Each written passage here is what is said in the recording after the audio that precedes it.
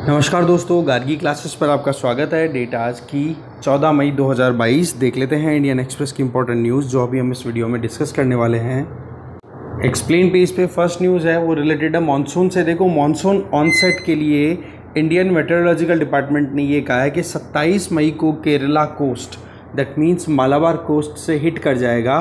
तो ये आप देखो, नॉर्मल टाइम्स की बात करें तो 1 जून की डेट रहती है, पर अब की बार 4 दिन पहले आ गया है। ठीक है, और साथ में ये भी कहा है कि 4 दिन का हम टॉलरेंस भी दे रहे हैं। इसका मतलब ये हो गया कि 27 तारीख की डेट अगर बोली जा रही है ना, तो हो सकता है 23 मई को भी हिट कर जाए केरला कोस्ट को, या फिर हो सकता है 31 मई को भी हिट करे। ठीक है, तो नॉर्मल टाइम्स की अगर बात करें तो मेन लैंड को हिट करता है ये जो हमारा मानसून है। मेनली डेट रहती है जून 1, पर अब की बार प्रीपोन्ड हो रहा है। उसके पीछे आपको पता है ये हीट जो इतनी ज़्यादा हो रही है वो। ठीक है, वैसे अगर देखा जाए तो ऑनसेट ऑफ मानसून का मतलब हो गया कि ये शुरुआत हो गई है मानसून सीजन की, जिसमें 4 महीने तक हमारे पूरे इंडिया में रेनफॉल का ट्रेंड देखने को मिलता है। और जितना एक साल में पूरे देश को रेनफॉल रिसीव होता है उसका 70% इन 4 महीनों में हो जाता है। 4 कौन से? जून, जुलाई, अगस्त, सितंबर, ये 4 महीने। ठीक है, इसके अलावा अगर देखें तो ये डेटा जो रिलीज़ किया गया है IMD के द्वारा, इसमें ये बताया जा रहा है कि जैसे ही मानसून आउटब्रेक होता है या मानसून ऑनसेट होता है, इसका मतलब हो जाता है कि एटमॉस्फेरिक और ओशियनिक सर्कुलेशन में चेंजेस आना। एटमॉस्फेरिक का मतलब एयर सर्कुलेशन में डायरेक्शन चेंज आना, ओशियनिक सर्कुलेशन का मतलब जो वाटर्स हैं उनके फ्लो में चेंज आना। और ये कौन से रीजन में देखने को मिलता है? Indo Pacific. इसका मतलब इंडियन ओशियन में वाटर के फ्लो में चेंज आना, और दूसरी चीज़ इंडियन ओशन में जो एयर सर्कुलेशन है उसमें चेंज आना, दोनों। प्लस सेम चीज़ पैसिफिक ओशन में, जिससे आपको पता है ला नीना, अल नीनो, ये जो सिस्टम बनते हैं इनका भी पूरा इम्पैक्ट इंडियन मानसून पे देखने को मिलता है। तो इसीलिए क्या बोल दिया है कंबाइंड टर्म में कि इंडो पैसिफिक रीजन में जो ओशनिक और एयर सर्कुलेशन में चेंजेस आ रहे हैं वो एक रिजल्ट का तौर रहते हैं। उसकी वजह से कहीं ना कहीं मानसून आउटब्रेक हमारे यहाँ पे रहता है। या फिर ये कह दो कि जब मानसून आउटब्रेक होता है तो इसका मतलब ये मानो कि इंडो पैसिफिक रीजन में एटमॉस्फेरिक और ओशियनिक सर्कुलेशन में चेंजेस आ रहे हैं। वैसे देखो, मानसून से रिलेटेड हम ऑलरेडी पहले डिस्कशन कर चुके हैं, लिंक मैंने डिस्क्रिप्शन बॉक्स में शेयर किया हुआ है, तो आप डिटेल अच्छे से देख लेना। जब IMD ने अपनी तरफ से ये रिलीज़ किया था कि भाई अब की बार जो मानसून में रेनफॉल होने वाली है वो जो लॉन्ग टर्म एवरेज है ना, उस लॉन्ग टर्म एवरेज से 96 से लेकर के 104% के बीच में वेरी करेगा। मतलब जो लॉन्ग टर्म एवरेज है उसमें 4 प्लस माइनस 4% का वेरिएशन बताया है। ठीक है, इसके अलावा अगर देखें तो अब की बार अंडमान निकोबार आइलैंड्स में भी जो रेनफॉल है वो मोर और लेस सेम टाइम पर ही रिसीव होने वाली है जब केरला कोस्ट पे हिट होगा। नहीं, नॉर्मली क्या होता है अंडमान निकोबार वाले एरिया में देखो 15 से 20 मई के लगभग रेनफॉल रिसीव हो जाता है। ओके, तो अब की बार देखो थोड़े वेरिएशन है। मानसून आ भी रहा है 4 दिन पहले, पर 4 दिन पहले आने का मतलब ये नहीं है कि बारिश ज़्यादा होगी। ये डिपेंड करेगा कि कितनी बारिश होगी। कई बार क्या होता है मानसून लेट भी आता है तो भी बारिश अच्छी हो जाती है, और कई बार ऐसा भी है कि मानसून जल्दी आ गया तो फिर मानसून ब्रेक आ जाता है। बीच में ब्रेक आने की वजह से फिर प्रॉब्लम आ जाती है, फिर मानसून रेनफॉल है वो कम रिसीव हो पाता है। और ये चीज़ ऑलरेडी देखो 14 अप्रैल को IMD ने रिलीज़ कर दी थी कि लॉन्ग रेंज फोरकास्ट के हिसाब से अगर देखें तो अब की बार रेनफॉल कितना हो सकता है। मानसून नॉर्मल रहेगा, और लॉन्ग रेंज फोरकास्ट जिसमें 1971 से 2020 तक का जो बीच का इस टाइम पीरियड में जितना रेनफॉल हुआ उसका एवरेज निकाला जाता है। उस एवरेज के हिसाब से देखिए तो 2022 में जो मानसून है उसमें रेनफॉल कितना रिसीव होगा? 96% से 104%। इसका मतलब 100% जो है एवरेज किसका? 1971 से 2020 तक का। ठीक है, 2020 तक का, उसका आप 100% ले लो, उसमें प्लस माइनस 4% की आप टॉलरेंस सेट कर दो। तो ऐसे में 96 से 104% तक का रेनफॉल है वो रिसीव होने का स्कोप है। ठीक है, तो ये देखो मोटी मोटी चीज़ें हैं ना, इनमें ज़्यादा तो फैक्चुअल चीज़ें हैं जो हमारे काम की नहीं आती। कॉन्सेप्चुअल चीज़ों की बात करें तो उनसे संबंधित मैंने जो डिस्कशन ऑलरेडी किया हुआ उसका लिंक मैं डिस्क्रिप्शन बॉक्स में शेयर कर रहा हूँ, वो आप ज़रूर देख लेना। नेक्स्ट आर्टिकल है द फर्टिलाइज़र चैलेंज। देखो, खरीफ की बुआई स्टार्ट होने वाली है और अभी हमारे सामने जो फर्टिलाइज़र की रिक्वायरमेंट है वो फुलफ़िल करने का चैलेंज है सामने। इसके पीछे कारण क्या क्या है? पहला कारण तो है देखो पेंडेमिक। देखो पेंडेमिक आउटब्रेक होने की वजह से फर्टिलाइज़र का इंटरनेशनल प्रोडक्शन प्रॉपर नहीं हो रहा है, इंपोर्ट हम प्रॉपर नहीं कर पा रहे हैं और ट्रांसपोर्टेशन भी है महंगा हो गया है पिछले 2 सालों में।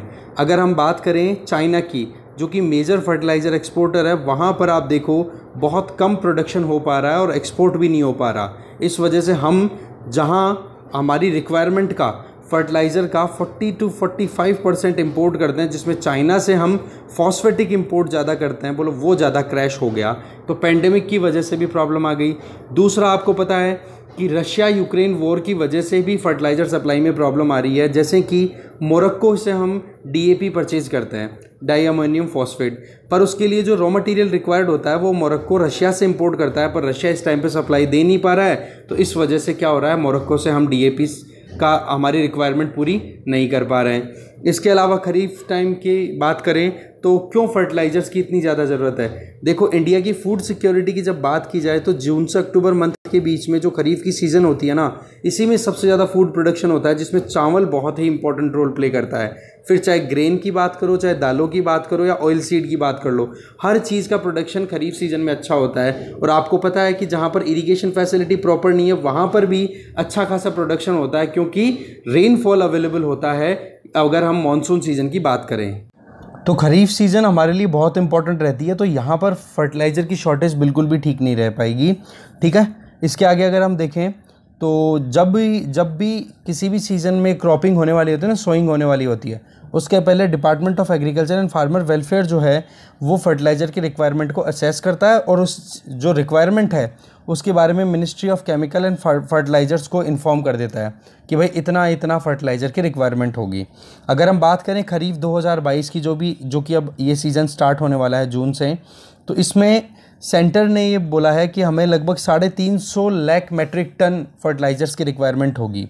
ठीक है, जिसमें आप देख लो यूरिया सबसे ज़्यादा होगी 179 LMT, डीएपी की रिक्वायरमेंट होगी 59 के लगभग LMT में, एमओपी म्यूरेट ऑफ पोटाश है वो लगभग 20 LMT की रिक्वायरमेंट होगी, NPK complex fertiliser nitrogen phosphate and potash उसकी रिक्वायरमेंट होगी 63.71, और एसएसपी, ठीक है, सल्फर कंटेंट और ये होता है इसमें, तो 33 LMT की रिक्वायरमेंट। सो ओवरऑल आप देख सकते हो कितनी रिक्वायरमेंट होती है, 350 LMT की एवरेज। तो इसमें से हम देखें कि कितना तो हमारे पास में अवेलेबल है, वो केवल 125 LMT है। अब आप देख लो कि जितनी रिक्वायरमेंट है उसका केवल 35% ही अवेलेबल है, 65% हमें अभी अवेल कराना है। तो इसमें क्या हो सकता है, पहला ऑप्शन तो ये है कि इंटरनेशनली हम इंपोर्ट करें, वो तो बंद पड़ा है मामला सारा। दूसरा ऑप्शन बचता है डोमेस्टिकली, तो डोमेस्टिकली प्रोडक्शन कितना किया जा सकता है, तो हमारे यहाँ पर फैसिलिटीज़ कुछ ऐसी हैं कि जिनमें हम रॉ मटेरियल के लिए इंटरनेशनल मार्केट्स पे ही डिपेंड करते हैं, और इसमें ये जो रशिया यूक्रेन वॉर है इसकी वजह से बहुत ज़्यादा प्रॉब्लम आएगी। ठीक है कि भाई डोमेस्टिक प्रोडक्शन के लिए भी तो रॉ मटेरियल हम बाहर से ही मंगाते हैं, अब वो रॉ मटेरियल मिलेगा नहीं तो प्रॉब्लम हो जाएगी। तो ऐसे में डोमेस्टिक प्रोडक्शन में भी इशू हमारे सामने आने वाले हैं। अब डोमेस्टिक प्रोडक्शन के लिए बोला जा रहा है खरीफ सीजन के टाइम पे लगभग 250 LMT हम प्रोड्यूस कर सकते हैं, जिसमें यूरिया भी है, डीएपी भी है, एनपीके और एसएसपी ये सारे। ठीक है, एमओपी नहीं है, ये ध्यान रखना, म्यूरेट ऑफ पोटाश। तो ओवरऑल आप देखो यहाँ पर कि हमारी रिक्वायरमेंट को पूरा करने के लिए डोमेस्टिक प्रोडक्शन भी सफिशिएंटली काम करे, इस पर भी डाउट आ रहा है। और फिर बात करें सप्लाई साइड में डिस्ट्रप्शन, देखो सीधी सी बात है, सबसे पहले तो कोविड ने हालत ख़राब कर दी थी, जिसकी वजह से चाइना ने प्रोडक्शन रोक दिया, प्रोडक्शन रुका, सप्लाई में प्रॉब्लम आ गई, जो शिपिंग की कॉस्ट है या लॉजिस्टिक कॉस्ट है वो राइज हो गई, इसकी वजह से अल्टीमेटली आज महंगा भी मिल रहा है हमारे को फर्टिलाइज़र, तो ये भी एक प्रॉब्लम क्रिएट कर रहा है। तो देखने वाली बात यह है कि गवर्नमेंट कैसे मैनेज करती है। अभी भी देखा जाए तो वैसे मानसून आउटब्रेक आपको पता है 27 मई से हो रहा है, तो उसके बाद में देखने वाली बात है कि सरकार कितना क्या करने वाली है। तो अभी तो देख लो आज डेट हो गई 14, तो गवर्नमेंट के पास में अभी भी मान लो 15 से 20 दिन का टाइम है। इस टाइम में गवर्नमेंट कितना क्या अरेंज करती है वो देखने वाली बात है। ठीक है, आगे चलते हैं। तो ये चीज़ तो आपको क्लियर हो ही गई ना कि हमारे यहाँ पर फार्मर जो फर्टिलाइज़र की रिक्वायरमेंट है वो अवेलेबल कराने का ड्यूटी किसका है, department of agriculture and farmer welfare, पर खरीदारी कौन करता है, ministry of chemical and fertiliser. ये फिर बाद में एग्रीकल्चर डिपार्टमेंट को सप्लाई करेगा, फिर बाद में फार्मर्स तक पहुंचती है जो भी फर्टिलाइज़र की सप्लाई होती है वो। आगे चलते हैं, नेक्स्ट आर्टिकल है, देखो तमिलनाडु में 4200 साल पुराना आयरन मिला है और इस पे देखो पॉलिटिक्स खेली जा रही है थोड़ी सी तो, और कुछ एविडेंसेस भी ये शो कर रहे हैं कि वाकई में आयरन टूल्स के बारे में हमारी जो एंशंट सिविलाइजेशंस हैं उनको जितना हमने एस्टिमेट लगा रखा है उसके पहले से पता है। बेसिकली ये आयरन आइटम्स मिले हैं तमिलनाडु के माइलादुमपराई में, ठीक है, माइलादुमपराई ये साइट का नाम है तमिलनाडु में। वहाँ से तमिलनाडु के डिपार्टमेंट ऑफ आर्कियोलॉजी ने ये कुछ टूल्स हैं, एंशिएंट टूल्स हैं, ये वहाँ से बरामद किए हैं। देखो कार्बन डेटिंग मेथड से पता किया जाता है कि कितनी पुरानी वो चीज़ है, तो लगभग 4200 साल पुराने टूल्स ये मिले अभी। और तमिलनाडु गवर्नमेंट अपनी तरफ से कह रही है कि इसका मतलब ये हो गया कि हमारे पास में जो एविडेंसेस अवेलेबल हैं, ठीक है, उन एविडेंसेस में अपडेट करने की ज़रूरत है कि तमिलनाडु में आयरन से रिलेटेड नॉलेज जो है वो लगभग 2172 BC के लगभग से पता है। जबकि अभी तक के जो एविडेंसेस है ना, अभी जो एविडेंस मिले इनसे पहले के एविडेंसेस के बेसिस पे देखें तो ये माना जाता है कि तमिलनाडु में लगभग 1500 BC के लगभग पता पड़ गया था आयरन का, ठीक है। बट अब अगर इन एविडेंसेस को अगर माना जाए तो 700 साल पहले से, मतलब जितना पता था ना कि तमिलनाडु में 1500 BC, उससे भी लगभग 600 साल पहले से पता था आयरन का, ओके। और वैसे देखा जाए इंडिया में तो 1900 से 2000 BC के लगभग माना जाता है। ये हम पूरा देखेंगे कि ये इतना वेरिएशन किस तरीके से है। बेसिकली अभी एक्सकेवेशन कराया जा रहा था कृष्णागिरी तमिलनाडु में, तो साइट का नाम आपने देख ही लिया, माइलादुमपराई, ठीक है। यहाँ से ये निकला है आयरन के जो टूल्स हैं वो। और ये एरिया कहाँ पर लोकेटेड है? बेंगलुरु, बिल्कुल देखो कर्नाटका के बिल्कुल साउथ में लोकेटेड है, ठीक है। और उसी के पास में ये एरिया लोकेटेड है, बेंगलुरु से 100 किलोमीटर साउथ में तमिलनाडु में। और साथ में ये भी बताया जा रहा है कि ये जो टूल्स हैं ये बहुत पुराने टूल्स हैं। वैसे देखा जाए तो ये जो साइट है ना माइलादुमपराई, इस साइट का नाम पहले से भी आप देख पाओगे जब माइक्रोलिथिक एज की बात करोगे। माइक्रोलिथ मतलब छोटे जो स्टोन से बने हुए टूल्स हैं, 30,000 साल पहले का, 30,000 साल 30,000 BC का टाइम, और अर्ली हिस्टोरिक पीरियड जिसमें 600 BC की एज की भी साइट को के तौर पे कंसिडर किया जाता है। इसका मतलब यहाँ पर खुदाई पहले भी हो चुकी है, एक्सकेवेशन पहले भी हो चुका है और अभी भी कंटिन्यू चल रहा है। साइट जो है ये जिस एरिया में ये जो एक्सकेवेशन हुआ है वहाँ पर और भी इंपॉर्टेंट साइट्स लोकेटेड है तमिलनाडु में, जिनके नाम है यहाँ पर देख लो, तोगरपल्ली, इसी तरीके से यहाँ पर देख सकते हो गंगावरम, फिर संदूर, इसी तरीके से वेदर थटक्कल, ठीक है, वेदर थटक्कल भी जगह का नाम है, गुट्टूर हो गया, गिदलूर हो गया, सपा मुतलू हो गया और कपालवाड़ी। ये कुछ इंपॉर्टेंट साइट्स हैं जो कि 10 किलोमीटर की रेंज में लोकेटेड है, और उसी रेंज में लोकेटेड है ये माइलादुमपराई, ठीक है। तो ऐसे में आपको ये साइट्स का नाम ध्यान रखना भाई, 3-4 का नाम देकर के पूछा जा सकता है कि ये साइट्स ये नाम रिसेंटली न्यूज़ में थे, क्या हैं? तो ये देखो एंशिएंट आर्कियोलॉजिकल साइट्स हैं जहाँ पर एक्सकेवेशन कंटिन्यू है और बहुत सारी चीज़ें पहले एविडेंस के तौर पे निकल चुकी हैं, ठीक है। या फिर ये कि किस स्टेट में लोकेटेड है ये साइट्स, रिसेंटली न्यूज़ में थी, तो साउथ के नेम है तो उसमें कंफ्यूज नहीं होना, ये तमिलनाडु के नेम है, ठीक है ना। तो ऐसे में गवर्नमेंट जो है तमिलनाडु की वो कोशिश ये कर रही है कि भाई हमें यहाँ पर 4200 साल पुराने एविडेंसेस मिले हैं। इसका मतलब आयरन एज की बात की जाए इंडिया में तो उसकी शुरुआत तमिलनाडु से हुई है। ये पॉलिटिक्स अभी स्टार्ट हो गई है, ठीक है। वैसे अगर देखा जाए तो आयरन एज में एंटर होने का टाइम थ्रू आउट वर्ल्ड अलग अलग टाइम पे हुआ है, जिसमें ये एविडेंसेस पे डिपेंड करता है। जो भी आज हमें रिमेन्स मिलते हैं, टूल्स मिलते हैं, उनकी कार्बन डेटिंग के हिसाब से पता करना कि भाई कितना पुराना लोहा है वो। वैसे देखा जाए तो 1979 में जब एक्सकेवेशन हुए थे तब तो राजस्थान में आहड़ सभ्यता, आहड़ कल्चर राजस्थान में मिली, ठीक है, बनास रिवर के पास में, ओके, जो कि चंबल की मेन ट्रिब्यूटरी है। तो उस रिवर के पास में पता पड़ा तो ये देखा गया कि 1300 BC के टाइम पर लोहा यूज होता था। फिर उसके बाद में कर्नाटका के बक्का सागर में थोड़ी इन्वेस्टिगेशन हुई तो पता पड़ा कि 1530 BC में लोहा यूज होने लग गया था इंडिया में। फिर बाद में और थोड़ा सा एविडेंसेस के बारे में एक्सप्लोइटेशन कंटिन्यू रहे, एक्सकेवेशन हुई तो मिड गंगा वैली में एक जगह है जिसका नाम है रायपुरा, वहाँ पर एक्सकेवेशन हुई तो पता पड़ा कि आयरन जो है वो यूज हो रहा था 1700 से 1900 से 2000 BC के लगभग। और इसमें मेन जगह कौन सी आ रही है, मल्हार वाराणसी के पास में और ब्रह्मगिरी नॉर्दर्न कर्नाटका। तो ऐसे में अभी तक का जो एविडेंस अवेलेबल है ना, उसके हिसाब से देखा जाए तो लोहा इंडिया में कब से यूज हो रहा है, 1900 से 2000 BC से। पर अब जिस तरीके से आयरन तमिलनाडु में मिला है, तो तमिलनाडु में मिलने से ये लगता है कि उससे भी पहले से आयरन यूज हो रहा था, जबकि एग्जिस्टिंग एविडेंसेस ये कहते हैं कि तमिलनाडु में आयरन के बारे में आइडिया कब लगा था तमिलनाडु में रहने वाले लोगों को, लगभग 1500 BC। मतलब ये वाराणसी वाला जो एरिया है, मल्हार और ब्रह्मगिरी नॉर्दर्न कर्नाटका, बोला इसके बाद में पता पड़ा था तमिलनाडु के लोगों को। पर ये जो नया अभी एक्सप्लॉइटेशन हुआ है, एक्सकेवेशन हुआ है, जिसमें तमिलनाडु की ये साइट है माइलादुम्परई, तो बोले यहाँ से अगर ये फाइनलाइज हो जाता है तो इसका मतलब तमिलनाडु में सबसे पहले आयरन का पता पड़ा, और इसी चीज़ के लिए तमिलनाडु सरकार कोशिश भी कर रही है। ठीक है, अब देखो हमेशा ये देखने वाली बात तो रहती है कि भाई आयरन कब यूज़ हुआ, कहाँ पर पहले शुरुआत हुई। वैसे देखा जाए तो आपको पता है कि इंडस वैली सिविलाइजेशन को हम एंशंट मानते हैं हमारे यहाँ पर अगर बात की जाए। अब इंडस वैली सिविलाइजेशन के टाइम पे यूज़ होते थे कॉपर और ब्रॉन्ज के टूल्स, पर इनका यूज़ इतना ज़्यादा नहीं होता था पेड़ पौधों को काटने में, क्योंकि कॉपर सॉफ्ट होता है as compare to iron.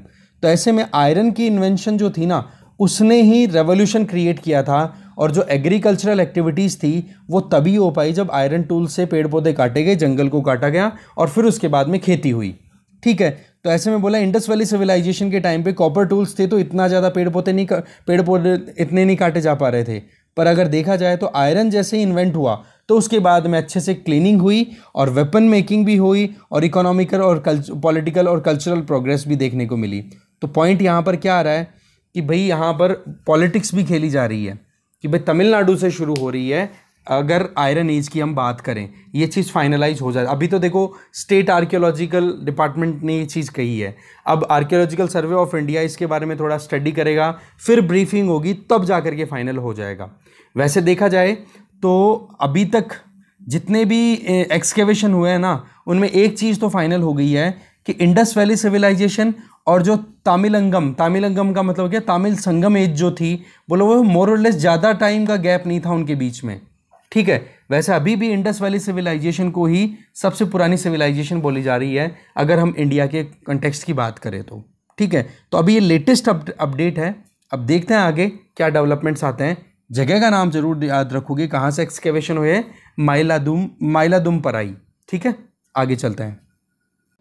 Front page पे अगर नज़र डालें तो एक न्यूज़ है, वैसे इतनी इंपॉर्टेंट नहीं है, बस अपडेट के लिए है।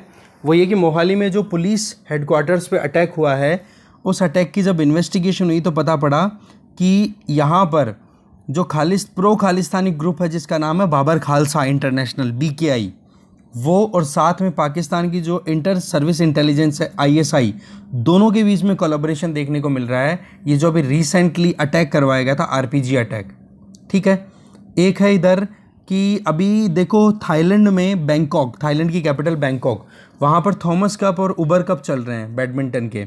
उसमें इंडियन टीम ने डेनमार्क को सेमीफाइनल में हरा करके अभी एंट्री ले ली है फाइनल्स में, और फाइनल्स में सामना होगा इंडोनेशिया से।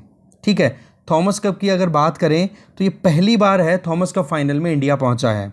और वैसे देखा जाए ना तो इंडिविजुअल लेवल पे तो इंडियन सेटलर्स ने बहुत सारे मेडल्स जीते हैं, पर सवाल जब आ जाती है कि भाई ग्रुप में मिलकर के, टीम ने मिलकर के कोई कप जीता हो, वहाँ पर एक अलग ही बात बन जाएगी। ठीक है, वैसे देखा जाए ना तो team wise internationally Indonesia, Malaysia, China, Japan और डेनमार्क, ये 5 ऐसे कंट्रीज हैं जो कि वर्ल्ड में पावर हाउस माने जाते हैं। इंडोनेशिया को तो आप यूँ मानो जैसे 1990s के टाइम पे ऑस्ट्रेलिया का जो सिनेरियो था कि कोई दूसरी टीम को जीतने ही नहीं देती थी, वही सीन है अब इंडोनेशिया से इंडिया का आमना सामना है। और सेमीफाइनल में इंडिया ने किसको हराया, डेनमार्क को। अब देखने वाली बात है कि फाइनल्स में क्या होता है, वो देखेंगे आगे। इसके आगे अगली न्यूज़ ये है कि दिल्ली भी अब देखो कीव में अगले हफ्ते में अपनी एम्बेसी फिर से ओपन कर देगा। वैसे आपको पता है रशिया ने जब अटैक किया था तो हमने भी हमारी एम्बेसी टेम्परेरी तौर पे पोलैंड की कैपिटल वॉर्सो में शिफ्ट कर दी थी। पर अभी क्या है, जिस तरीके से western countries for example France, Canada, इन्होंने मिलकर के ये डिसाइड कर ली, उन्होंने अपनी एम्बेसीज रीओपन कर ली है यूक्रेन की कैपिटल में। तो दिल्ली भी अपने ऑपरेशंस को रीस्टार्ट करने के लिए यूक्रेन में अपनी रीस्टार्ट कर रहा है ओपनिंग। ठीक है, और ऑपरेशन गंगा का तो आपको पता है ही, जिसमें हमने हमारे 22,000 नेशनल्स को यूक्रेन से निकाला था, ठीक है, एयरलिफ्ट किया था जिनका। आगे चलते हैं। वर्ल्ड पेस की बात करें तो देखो फिनलैंड ने तो पहले ही सिग्नल दे दिया कि भाई हम नेटो की मेंबरशिप लेंगे, और इसी चीज़ को ध्यान रखते हुए अब स्वीडन ने भी बोल दिया कि हम भी नेटो की मेंबरशिप लेंगे, ठीक है। तो ऐसे में नेटो के बारे में एक बार आप ज़रूर पढ़ोगे, ठीक है, मेंबर कौन कौन से कंट्रीज़ हैं। ओके, तो फिनलैंड और स्वीडन ने अपनी तरफ से ये मुहिम शुरू कर दी है। और आपको पता है यूक्रेन पर अटैक करने के बाद में रशिया ने पहले ही कह दिया था कि कोई भी हमारे साथ में बॉर्डर शेयर करने वाला कंट्री अगर अब नेटो ज्वाइन करने की बात करेगा तो हम उसको भी नहीं बख्शेंगे। और फिनलैंड जो है वो रशिया के साथ में 1300 किलोमीटर लंबी बॉर्डर शेयर करता है। तो अब देखने वाली बात है क्या कॉम्प्लिकेशन आती है। इसके अलावा United nation human rights council, जिसका हेडक्वार्टर कहाँ पर है, जिनेवा में, वहाँ पर फिर से यूक्रेन में जो भी ह्यूमैनिटेरियन क्राइसिस आए हैं उसको लेकर के वोटिंग हुई, ठीक है। तो उस वोटिंग में फिर से इंडिया ने एब्सटेन कर दिया, ठीक है। तो ये 34th स्पेशल सेशन कंडक्ट कराया गया था, जिसमें 33 वोट्स तो फेवर में गए कि वाकई में जो भी कुछ हो रहा है यूक्रेन में उसके लिए रशिया जिम्मेदार है और रशिया को जल्दी जल्दी युद्ध को रोक देना चाहिए। जबकि अगेंस्ट में कौन गया, चाइना और एरिट्रिया हॉर्न ऑफ अफ्रीका में लोकेटेड एक कंट्री, और चाइना आपको पता है प्रो रशिया भी चल ही रहा है, चाइना रशिया का। और 12 ऐसे कंट्रीज है जिसमें इंडिया भी एक है जिन्होंने एब्सटेन किया, वोट भी नहीं किया। फिर इंडिया ने अपनी तरफ से क्लियर कर दिया कि देखो युद्ध तो रुकना चाहिए ही। ये जो भी नेम्स आ रहे हैं इनकी मैपिंग हम एक बार लास्ट में डिस्कस करेंगे। इसके अलावा एक न्यूज़ ये है कि यूएई के लीडर शेख खलीफा बिन जायद, इनकी देखो 73 साल की उम्र में डेथ हो गई, ठीक है। तो ये बेसिकली हार्ट पेशेंट थे। ये हो गया, आगे इसके चलते हैं। फिर इकोनॉमी पेज पे एक न्यूज़ है, देखो अभी सर्ट इन ने एक नोटिफिकेशन रिलीज़ किया था। सर्ट का इन का मतलब हो गया computer emergency response team India. इनके द्वारा ये कहा गया था कि साइबर सिक्योरिटी को मेंटेन रखने के लिए जो वीपीएन्स हैं, वीपीएन का मतलब हो गया वर्चुअल प्राइवेट नेटवर्क्स, बोलो वो अपने कस्टमर्स का डेटा 5 साल तक स्टोर करके रखेंगे। अब वीपीएन काम कैसे करता है इसका मैं तरीका आपको सिंपल बताता हूँ।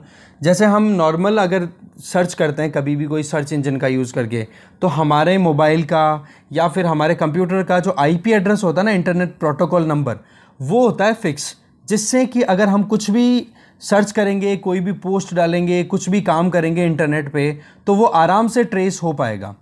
अगर हम हमारी आइडेंटिटी को हाइड करके और फिर कुछ एक्टिविटीज़ को कंडक्ट करना चाहें तो हम क्या करेंगे, वीपीएन नेटवर्क के बेसिस पे हम एनरोल कर लेंगे। अब वीपीएन से जैसे पता पड़ रहा है वर्चुअल प्राइवेट नेटवर्क, इसमें क्या होता है कि हम जैसे ही एंट्री की ना तो वहाँ पर हमारी आइडेंटिटी रियल ना रह करके वर्चुअल आइडेंटिटी बन जाएगी। अब वर्चुअल में क्या क्या चीज़ें आती है, सबसे पहली चीज़ तो आपका जो फ़ोन या जो भी सिस्टम आप यूज़ कर रहे हो उसका आईपी एड्रेस यहाँ पर नया ही कुछ तैयार हो जाएगा, जिससे कि आपके फ़ोन या सिस्टम को ट्रेस करना मुश्किल हो जाएगा, चाहे फिर वो गवर्नमेंट हो या कोई कंपनी हो, कोई भी हो। दूसरा काम क्या हो जाता है यहाँ पर कि ये जो कोई भी आप कन्वर्जन ले रहे हो तो इसमें आपके देश की आइडेंटिटी भी चेंज हो जाएगी। वहाँ पर आपसे पूछा जाएगा कि भाई आप यूएस का वीपीएन यूज़ करना चाहते हो, यूके का, वियतनाम का, कहाँ का। तो आप जैसे ही यूएस पे क्लिक करोगे ना तो आप बैठे तो इंडिया में हो एक्सेस करने के लिए, बट वहाँ पर आपकी आइडेंटिटी किस तरीके से क्रिएट होगी, भाई ये तो यूएसए का यूज़र है और आईपी एड्रेस है वो भी फेक तैयार हो गया, क्योंकि आपने तो खुद ने अपने वाला जो था उसको हाइड करने के लिए तो वीपीएन यूज़ किया। तो इस तरीके से यूज़र जो है वो छुप कर के अपनी एक्टिविटीज़ को कंडक्ट करने के लिए वीपीएन नेटवर्क्स को यूज़ करता है, ठीक है, वर्चुअल प्राइवेट नेटवर्क्स को। इसमें क्या होता है, पूरा का पूरा लॉक सिस्टम होता है।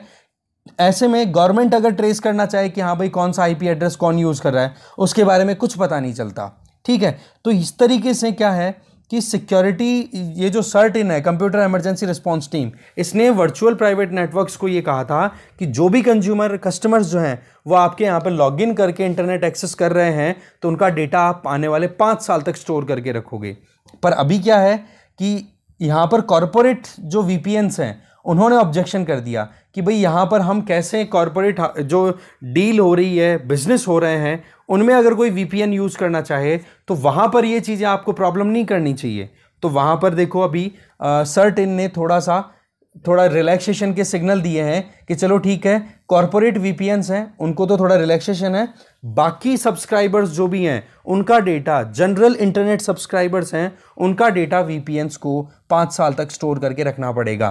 क्योंकि आजकल आपको पता है साइबर क्राइम कितने हो रहे हैं, तो उनको ट्रेस करने में वीपीएन बहुत मुश्किलें पैदा कर देता है, जैसे ऑलरेडी आपको समझ में आ गया होगा अब तक। ठीक है, तो ये है पूरा माजरा। आगे चलते हैं। ये आपके सामने स्क्रीन पर नेटो मेंबर्स का मैप है, जिसमें आप ये देख सकते हो, एक तो ये है फिनलैंड, ये है स्वीडन, दोनों ही नेटो के मेंबर नहीं हैं और दोनों ने नेटो की मेंबरशिप के लिए बात कह दी है। और ये है रशिया। तो आप देख सकते हो रशिया जो है 1300 किलोमीटर लंबी फिनलैंड के साथ बॉर्डर शेयर करता है। ये है यूक्रेन, उसने भी नेटो की मेंबरशिप की बात की थी, तो आपको पता है कि इसका हर्जाना क्या है। और ये वाला छोटा सा ये पेनिनसुला है, ये है क्रीमियन पेनिनसुला, जो कि रशिया ने ऑलरेडी टेक ओवर कर लिया है।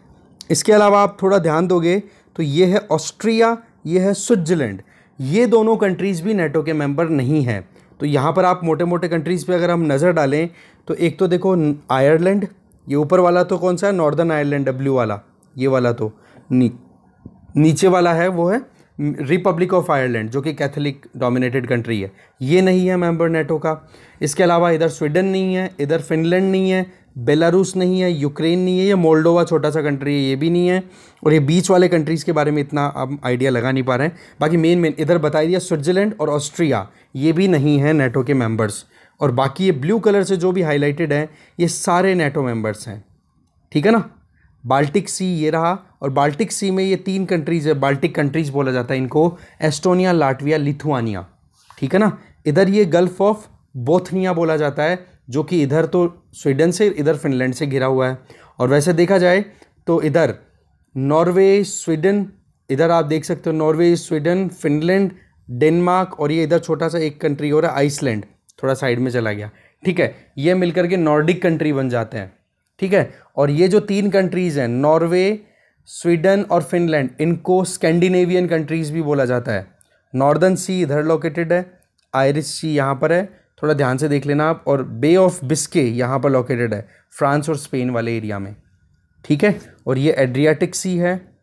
ओके, ये ब्लैक सी आप देख ही रहे हो, वाइट सी ऊपर है, देख लो आप, बाकी नज़र डाल लेना। ठीक है, दूसरा मैप देखते हैं अब। ये आपके सामने जो मैप है ये है हॉर्न ऑफ अफ्रीका का, जिसमें आप देख सकते हो सोमालिया, इथियोपिया, एरिट्रिया, ये 4 मेन कंट्रीज़ आ जाते हैं, और ये जिबूती। ठीक है, तो एरिट्रिया ये रहा कंट्री जो ओपन हो रहा है किस तरफ, रेड सी की तरफ, ये रेड सी है, ये अरेबियन सी है। ठीक है, बाकी और कंट्रीज़ हैं जैसे कीनिया, युगांडा, सूडान, ये कंट्रीज़ और आ जाते हैं। बाकी मेन तो ये 4 हैं हॉर्न ऑफ अफ्रीका में। ओके, तो इस डिस्कशन में जो भी कंटेंट था वो हमारा यहीं ख़त्म होता है। Thank you very much.